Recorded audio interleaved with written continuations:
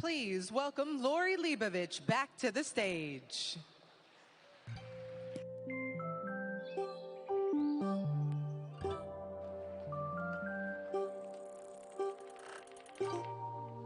Hi, we're nearing the end of the day. We have one more incredible panel for you. It's my great pleasure to introduce someone who helps shape the New York Times coverage you read every single day. Marc Lacey is one of our 2 managing editors. He's been at the Times for 25 years, running the national desk, covering the White House, Congress, the State Department, and working from Mexico, Central America, the Caribbean, East and Central Africa, and the US-Mexico border. Marc is not only a brilliant journalist, but he's also very wise, and he's always game for a great conversation. I'm so grateful he's here with us today. Please join me in welcoming Marc Lacey and his guest, Dwayne Wade, to the stage. Now that is a welcome, Dwayne. That's not for me. They're excited. Hello, hello. Yeah, I got a little sense. When you're at the end of the event and people are still in their chairs, it's a win. So thank you guys. Yeah, it's full. So I got a little. This is like the 4th quarter here. This is. Okay. I like 4th quarter. Yeah. You do. Well, I used to anyway. Yeah, you all know Dwayne Wade, 13-time N.B.A. All-Star, 3 championship rings, an Olympic gold medal. He has a lot of other ventures going on. He's a podcaster, game show. It's hard to keep track of it all. He's a husband, a father, a really wise man when it comes to wellness, and he's clearly a snappy dresser. I thought you might, wear, but I guess that wouldn't be appropriate, what you wore the other night to the Met Gala. They came and got that back right away. I ain't get to keep that. So welcome. Thank you, Marc. We've been talking all day about how people relieve stress, what they do to relieve stress. And is basketball something that you still do? Do you go and shoot baskets? Is that part of your life? No, I left that life in the N.B.A.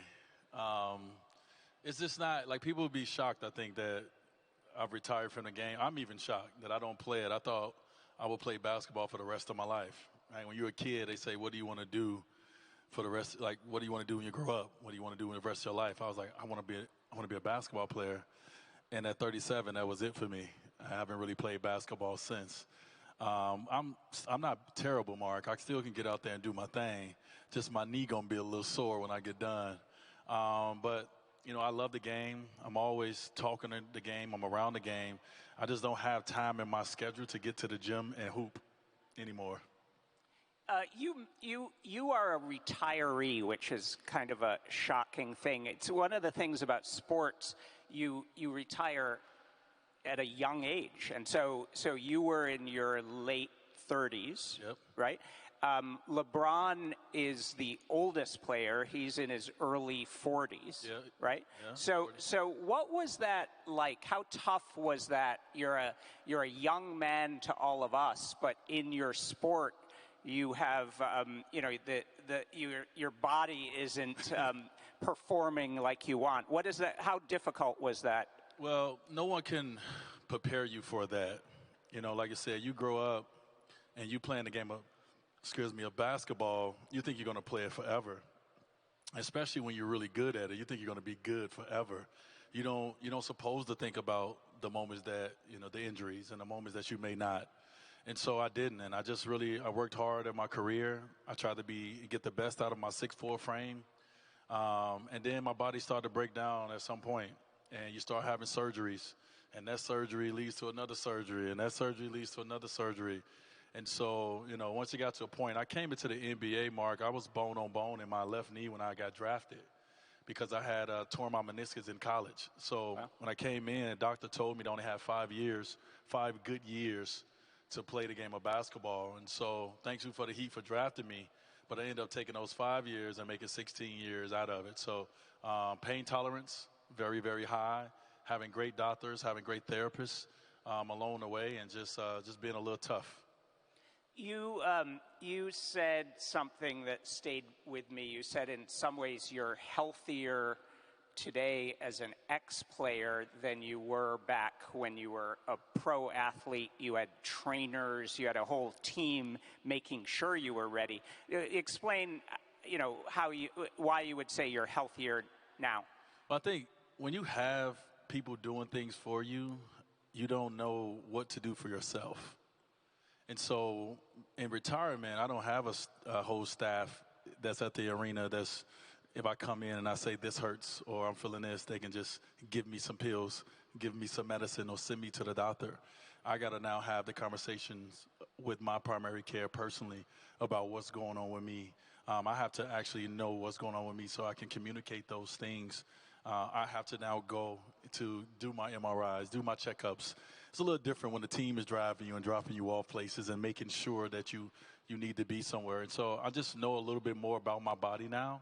I think I know a little bit more what questions to ask the doctor. Normally for us, when we go to the doctor, we just want to get out of there. And so you don't want to ask many questions. If the doctor don't say nothing, you don't say nothing. Now, that's not me. I'm in there like, but hold on. But are you sure? Yep. Because it means a lot more to me. My kids are getting older. Obviously, I'm getting older. And so I'm not immortal as I once was.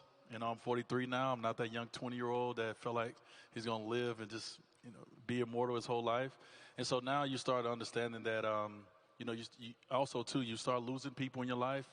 And so you start taking things a little bit more seriously. And I think I've taken it a little bit more seriously. And a lot of it is just through people around me, people close to me, grandfathers, fathers that has gone through health things.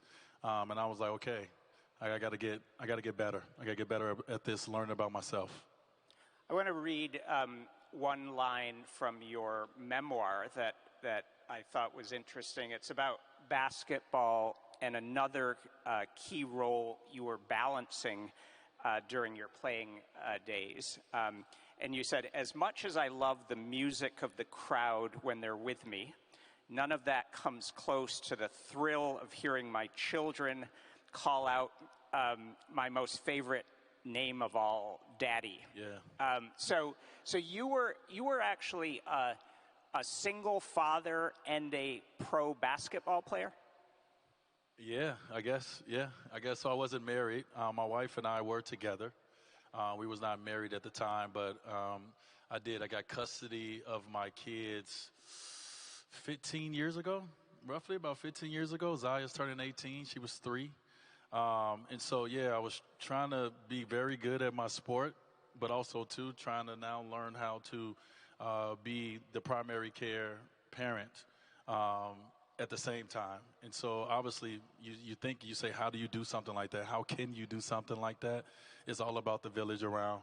And so just really sitting with and putting together the right village around my kids, knowing that I travel a lot, but I want to make sure that that when I'm home or when I'm away, that they understand exactly what's asked of them to be able to live in this house and all the things. And so really just getting our village together and making sure that we're all on the same page, that is one voice, one sound, that our kids kept hearing over and over again.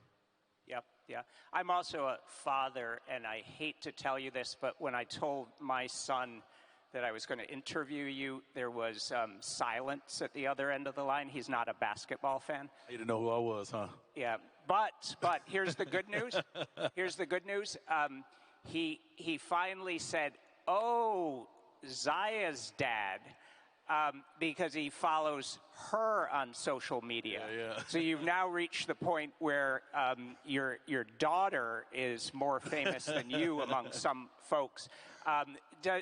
Talk a little bit about that journey. You're involved. Zaya is trans. You've been involved with Zaya in an effort to sort of bring more visibility, more knowledge to trans kids, right? Yeah, Zaya's, like I just mentioned, she's turning 18 at the end of this month. She's graduating, going off to college soon. I got custody of Zaya when she was 3.5 years old. And from 3.5 to 18, we just been on the journey of Zaya. And, at 9 years old is, when we sat down with Zaya, had a conversation, is when she expressed to us at that time. She didn't have the knowledge. She didn't have the words and all the information that was needed. But at 9 years old, she came out to us as a gay boy at that time. And then by 12, we had a different conversation. And so, obviously from the world standpoint, because my family, my wife and I, we're public figures. We post things and we go out places, like people have the right to comment on our lives. And so internally, inside, Zaya has been Zaya from day one. And the kid that I see at 18 is the same kid I saw on May 29th, 2007.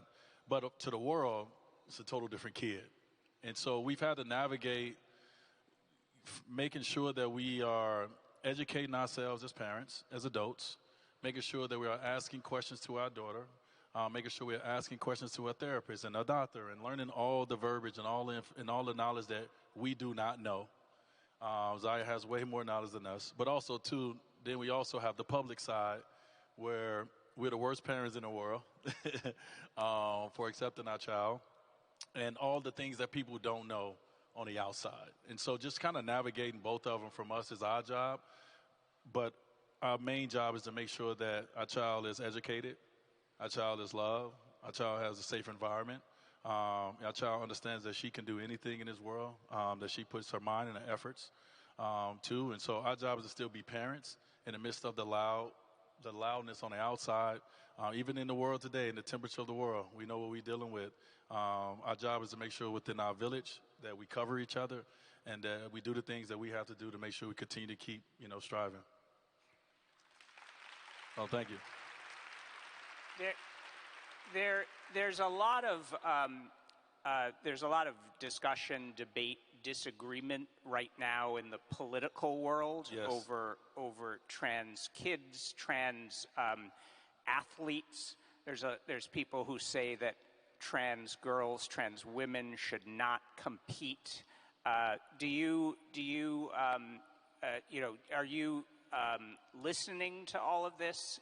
What do you think about all of this? Yeah, I think you'll do yourself a disjustice not to listen. I think it's okay that we all have different perspectives and point of views about things, and so I definitely listen to the conversation.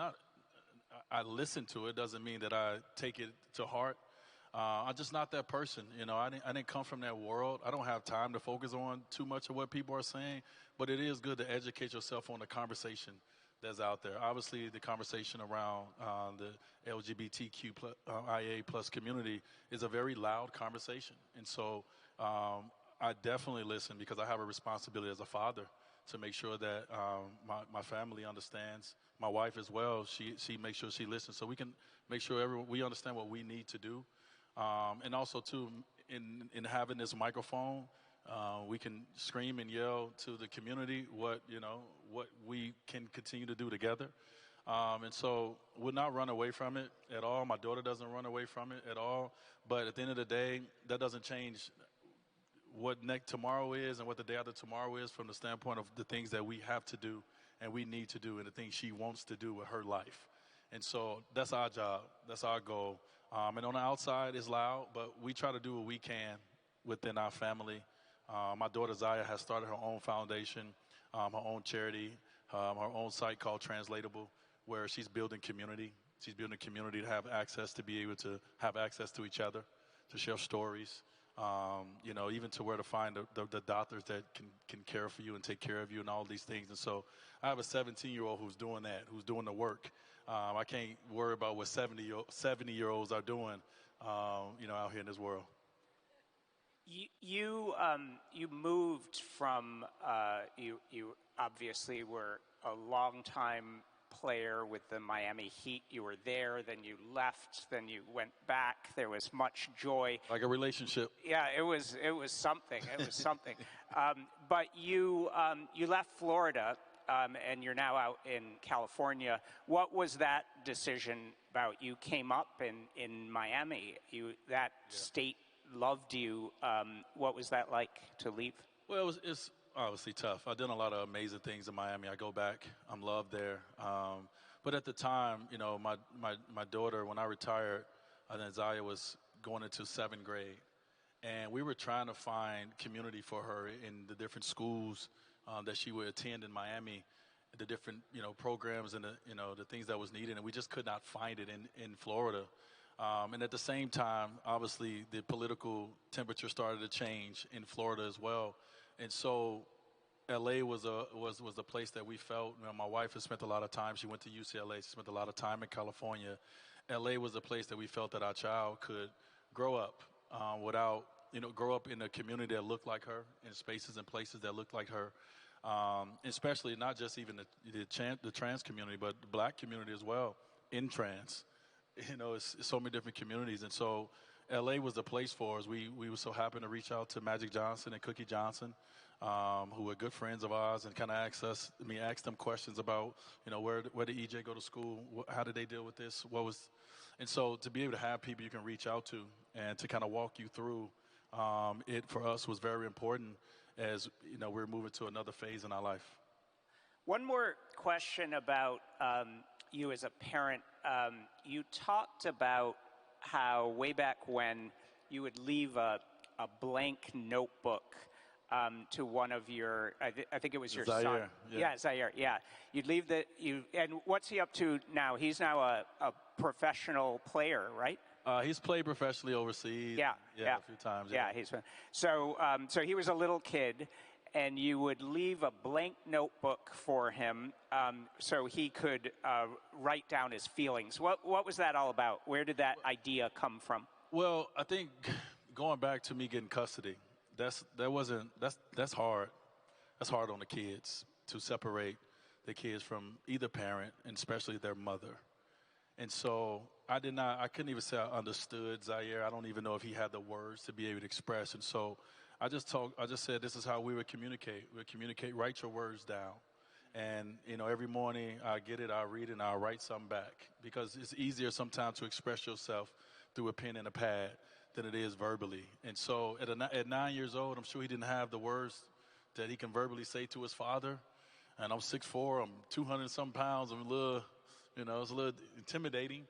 But I wanted him to have a space where he felt safe, that he can express himself about his mother, about the transition, about life itself.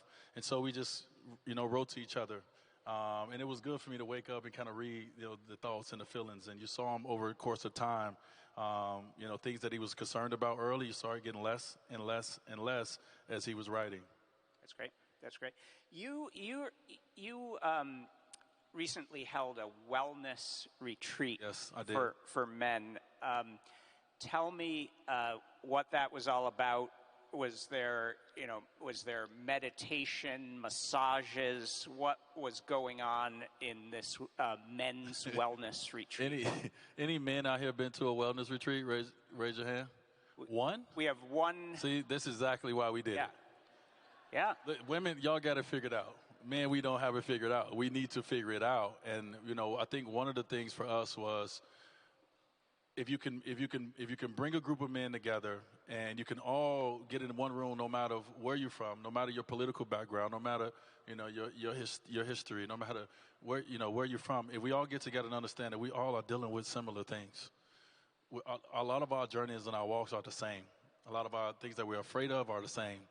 Things that make us feel confident are the same. And so to bring men together, to be able to get into this space and to build a safe haven for everyone, to be expressive. And once you hear one man talk and then he may cry or you start seeing it, now you see everybody raising their hand. Everyone wants to get the mic. Everyone wants to talk. Everyone wants to share. And men don't really do that. You hear this jokes going around where men can spend 6 hours to get on a golf course and you come home, you say, baby, what did y'all talk about? We don't even know, because we don't ask questions. Mm-hmm. We don't share a lot of things, right? Women, y'all share more than us. And so to put this wellness group together was, one, to build a space so we all can share. I had just went through, my cancer surgery, and I didn't know what to do with it neither. And I know we're going to talk about it at the end, but I didn't know what to do with the information and all the things.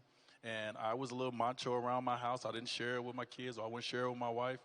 And then when I got around all these men and I saw everybody sharing, then I started sharing at the same time. And so just really putting us in a space together to work on our mental, our soul wellness, our physical wellness. We did yoga together. You know, we obviously we did vision boards together. We just did all the things that normally us men won't sit down and do, is take time and focus on yourself, look in the mirror, and let's do it together. So that was my first time doing it. We had an amazing time, and it was like we all walked away from there floating.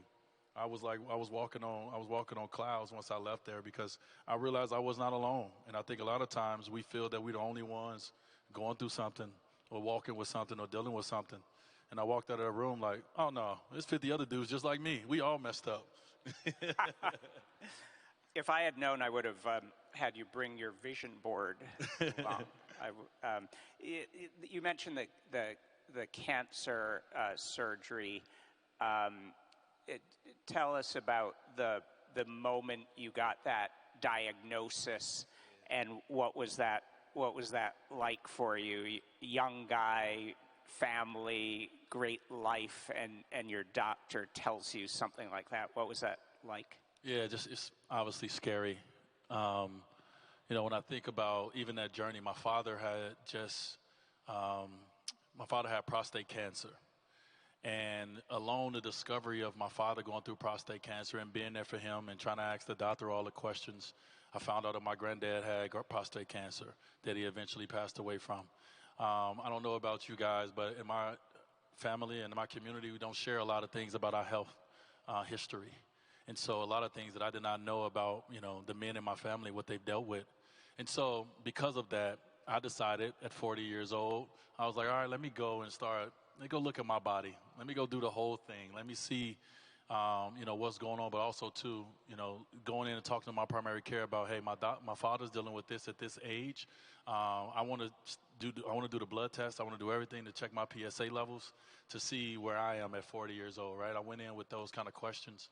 And so I went on that journey. And in the midst of that journey, doing all the MRIs, I did MRIs on my abdomen. I did MRIs on, my prostate. I did MRIs throughout my entire body. And it's a procedure in there, a process in there where they do the MRI with dye and without dye. And so the process that they did with the dye, they was able to see back to my kidneys where I had what eventually, which eventually became tumor. It was a tumor on my kidney, wow, which eventually was cancerous. And I didn't go in for my kidney. I was going in because I had a little pains in my stomach. I was going in because my urine stream was a little low. I was going in because my dad had prostate cancer. Mm-hmm. I was going in because I was 40 now and I wanted to live a long life. And being proactive got me to a place where I was able to see that I had a tumor on my kidney. And so, when you go in and you do your MRIs and you leave, you just go into your life. And then you get a call from your primary care and they say, hey, can you come to the office? Then you know something is wrong, right? It's not just, hey, everything looks good, I see you in 6 months. And so once I got that call from my primary care doctor to come down and talk about what she saw on my MRI, then I started getting obviously scared. Yeah. And so many, you mentioned earlier, so many men are hesitant to go to the doctor, black men, I think in particular. My father never went near a doctor, a hospital, wanted nothing to do it. What's your message? You're a podcaster, you're talking. What is your message to folks that they ought to immediately go get a checkup? Well, I think that's a part of me even sharing. I didn't want to share these. This is very vulnerable for me. But some way, somehow, I found strength in my vulnerability along the way. But in my case, being proactive is what helped me get to this place where, I'm so conscious now about my health. And I'm a pretty healthy athlete, and I did all the things where I was an athlete and nothing ever came back. But I just feel being proactive is what we need to do. I don't know, everyone doesn't have the abilities and the access that everyone else has. But if you have a primary care doctor, put them to work. Don't let them just come bring you in and put you out the door, and because that's what you want to hear. No, ask the right questions. Make sure you understand everything when it comes to the blood that they're taking from you. Okay, let me see all my levels. What does this mean? I think I want us to be a little bit more proactive on things, because I know how I once was. I was that person that if you said nothing, I'm healthy, I'm good. You're out of there. I'm out of there. I want to get out of there. I don't want to even be there, right? We don't want to go to the doctor. But being proactive, asking questions. Nowadays, it's easy. If you don't know the right question, go to ChatGPT, go to Google, whatever your thing is. I don't know if I can say that here. Can I say that here? Sorry if I can't. But it's so many different ways to go find out ways. Just what should I ask my primary care? I'm a 40-year-old man. What should I ask? I've been having these experiences. And so I think that's the one thing that my message to everyone is don't wait, because by the time you find it, if you wait, it's going to be too late. Yeah. I think to be on message, you should say consult the New York Times well desk. That would be the... Oh, we live. I can't say it again. Yeah. No. We're good. Being healthy is also about being mentally healthy. And you've talked about therapy, something you don't hear many athletes talking about. You've talked about feeling down, depressed after leaving the game. Every once in a while on social media, they'll say Dwayne Wade cried. They'll actually mention that you cried. Does opening up about stuff like that, does being vulnerable like that come easily? Is it what Who said I cried? What you was reading? I'll get back to you. You've cried a few times over your years. I've seen you bawling online. I just think that it's so hard to do that. The place that we sit in, even the place I sit in my family, it's hard to be vulnerable. It's hard to allow yourself to show weakness, to show any signs of weakness, right? Like, obviously, I don't know if it's what we supposed to be, but when it comes to men, we have this certain, persona that we have to carry around. And I think it's a good persona to have, but also too, you're keeping a lot in by doing that. And it's going to come out. It's going to come out sometimes in ways you don't want it to. And so to be able to find a space to be able to help it, I think is important. And it's not one way, and I feel like when I retired, I went right to therapy, physical therapy with, a therapist across from me, because I knew that if I had anything that was bothering me as my playing days, I can go on the court and I can let it out. I can let that beast out on the court. Yeah. I can let all my fears and my aggressions out. Well, when I don't have basketball, now where is that going? That means I'm going to let it out to the people who's close to me. That means my family, my loved ones. I don't want to do that. And so let me go into therapy, right? Mm-hmm. Or let me wake up in the morning and start meditation. I meditate a lot. I take yoga a lot. I go for drives. Like whatever it is for you, whatever you need for yourself, I think self-improvement, being selfish is something that we should start practicing, because actually being selfish is what's going to make sure that you're here for everyone else. And people put a negative, quotations around being selfish, but we actually need to be a little bit more. And so I am. I get up at 5, 6 in the morning, and I'm selfish for at least 2 hours before my family wakes up to make sure I take care of me. That's great. You live a pretty, what I would call a pretty glitzy life. Really? Yeah. Let me tell you. You're married to an actress. I was hoping you'd bring Gabrielle Union, your wife, here. I haven't seen her. So she has an event going on right now. Okay, yeah. So I got to get to it. Married to a Hollywood actress. The other night, you were at the Met Gala. You were climbing the stairs, looking good, hobnobbing with all sorts of folks. You travel all over the place.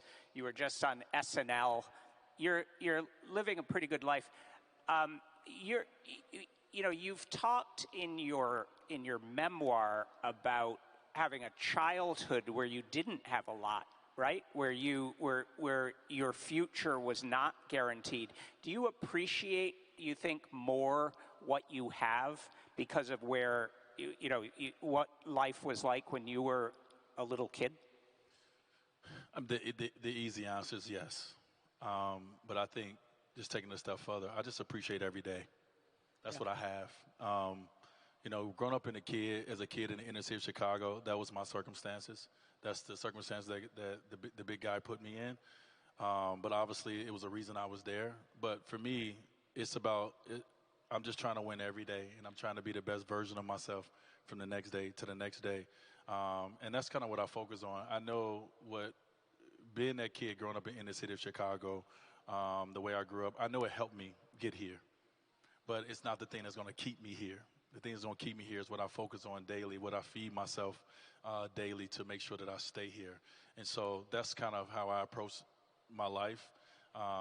And some days I win and some days I lose. But I try to win more than I lose. And a lot of it is mentality. A lot of it is, you know, people you put yourself around, the situations you're in, the opportunities you take or do not take. And so all the things you mentioned is a kid from the inner city of Chicago probably shouldn't be on Saturday Night Live, right, doing anything. But the opportunity present themselves, you have to be prepared. And so for me, I'm about all opportunities, even if they're scary. It's just taking advantage of them because I understand that everyone does not have the opportunity for opportunities. Dwayne Wade, thank you so much. It's been great hearing from you. Did you raise your the guy with the great beard right here? You got a great beard, bro. I'm trying to get there. Did you raise your hand when I asked, did you go to therapy? The Men's Wellness. I'm sorry, Men's Wellness. I have a gift for you. Can I give you a gift? Yeah, he's the only one in the crowd. I know. The only one in the so crowd. This gift right here, as I look at Estee Lauder down there, I actually just came out with my own cologne with Estee Lauder, my own fragrance. It's called Intuition. I want to give it to you. Man, love. Appreciate it, man. Thank you. All right. Yeah.